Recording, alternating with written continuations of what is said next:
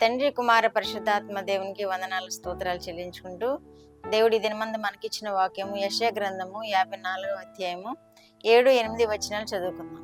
నిమిషం మాత్రము నేను నిన్ను విసర్జించి తిని గొప్ప వాత్సల్యంతో నిన్ను సమకూర్చెదను. మహోద్రేకము కలిగి నిమిషం మాత్రము నీకు విముఖుడనైతిని. నిత్యమైన కృపతో నీకు వాత్సల్యము చూపుదును అని నీ విమోచకుడకు యెహోవా సెలవిచ్చుచున్నాడు. దేవుడి వాక్యం ద్వారా మనల్ని దీవించుగాక. ఇక్కడ దేవుడు మనకి సెలవిస్తూ ఉన్నాడు. ఏమని అంటే, నిమిషం మాత్రము నేను నిన్ను విసర్జించి తిని అంటున్నాడు.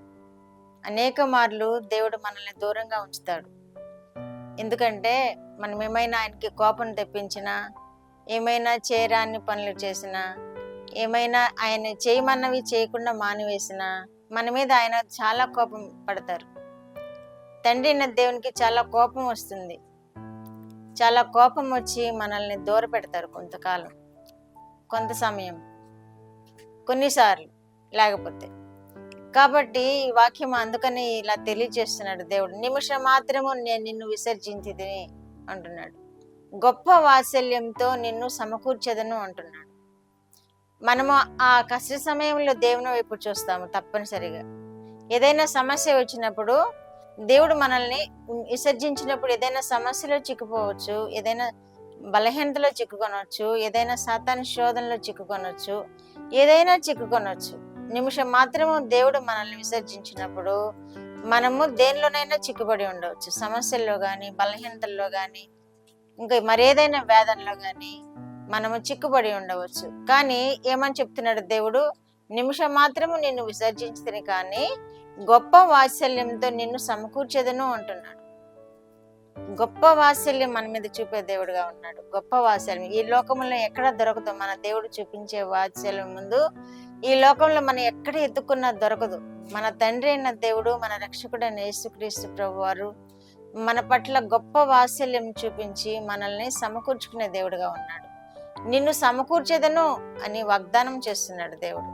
కాబట్టి ఏదైనా మీకు సమస్య వచ్చినప్పుడు కానీ, ఏదైనా ఇరుకు వచ్చినప్పుడు కానీ, ఏదైనా దిక్కుతోచని స్థితి వచ్చినప్పుడు కానీ మీరు అధైర్యపడే పని ఉండదు. మన దేవుడు ఇక్కడ వాగ్దానం చేస్తున్నాడు. గొప్ప వాత్సల్యంతో నిన్ను సమకూర్చెదను అంటున్నాడు.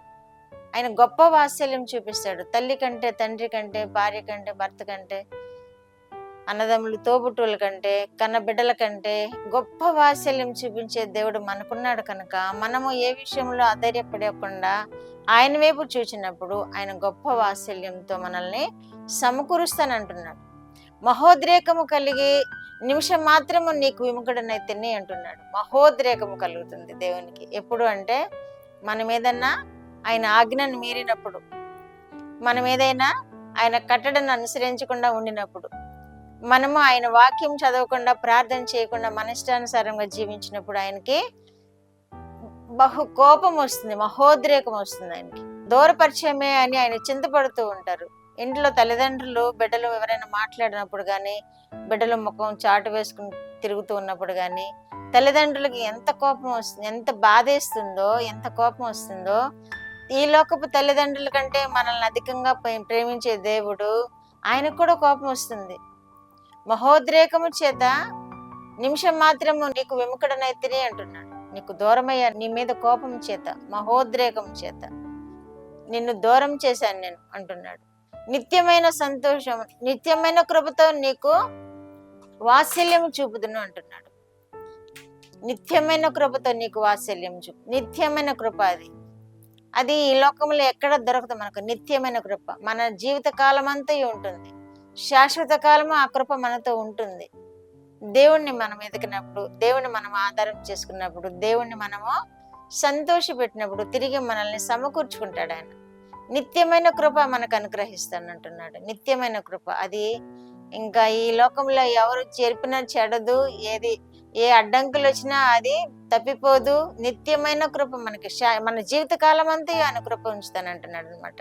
నిత్యమైన కృప అంటే యెషయా గ్రంథంలోనే 66:10 ఎలయనగా కోపపడి నిన్ను కొట్టి తిని గాని కటాక్షించి నీ మీద జాలిపడి తిని అంటున్నాడు. ఎలయనగా కోపపడి నిన్ను కొట్టి తిని అంటున్నాడు. ఇజ్రాయేలీల మీద అనేక మార్లు దేవుడు కోపపడ్డాడు, వారిని కొట్టాడు. దేవుడు కొట్టి తిని అంటున్నాడు. ఎందుకంటే వారు ఆ దేవునికి అనేక మార్లు ఆయాస్కరంగా జీవించిన విధానాన్ని మనం వాక్యాల్లో చూస్తున్నాము. మనము కూడా అంతే. ఇజ్రాయేలీలు మాత్రమే కాదు, మనము కూడా అలాగే చేస్తూ ఉంటాం. దేవునికి కోపం తెప్పిస్తూ ఉంటాము. దేవునికి ఆయాసం కలిగిస్తూ ఉంటాం. మన మాటల్లో గాని, మన ప్రవర్తనలో గాని, మనం చేయకూడని పనులు చేసినప్పుడు గాని ఆయనకి కోపం తెప్పిస్తాము. అందుకే అంటున్నాడు దేవుడు, ఏలైనగా కోపపడి నిన్ను కొట్టి తిని గాని కటాక్షించి నీ మీద జాలి చూపి తిని అంటున్నాడు. జాలి పడి తిని అంటున్నాడు. కోపపడతాడు, ఆయన మరలా జాలి చూపిస్తాడు దేవుడు.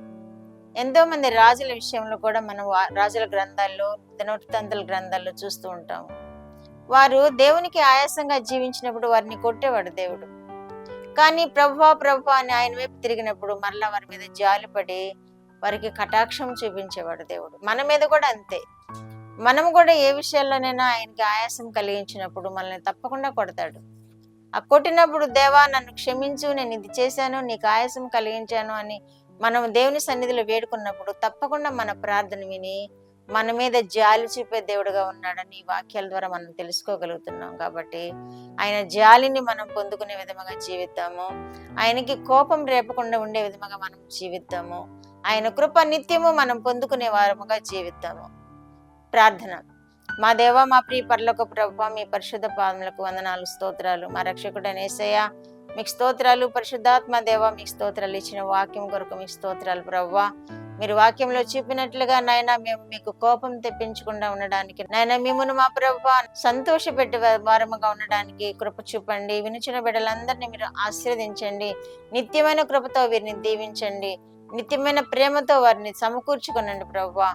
ఏదైనా మా ప్రభా సమస్యలతో బాధపడుతున్నట్లయితే, ఏదైనా నాయన ఇబ్బందికరమైన పరిస్థితులు వారు ఎదుర్కొంటున్నట్లయితే ప్రభువా, వాటి నుండి విడిపించండి. వారి యవన బిడ్డలను రక్షించుకునండి. ఉద్యోగముల కొరకు ఎదురు చూస్తున్న బిడ్డలకు ఉద్యోగములను అనుగ్రహించండి. మీ కృపా సమృద్ధి వినిచిన బిడ్డలందరికీ దయచేయమని యేసుక్రీస్తు వారి పేరిట ఈ మనవులు మీ పాదముల యొద్ద వేడుకుంటున్నాను పరమ తండ్రి. ఆమేన్.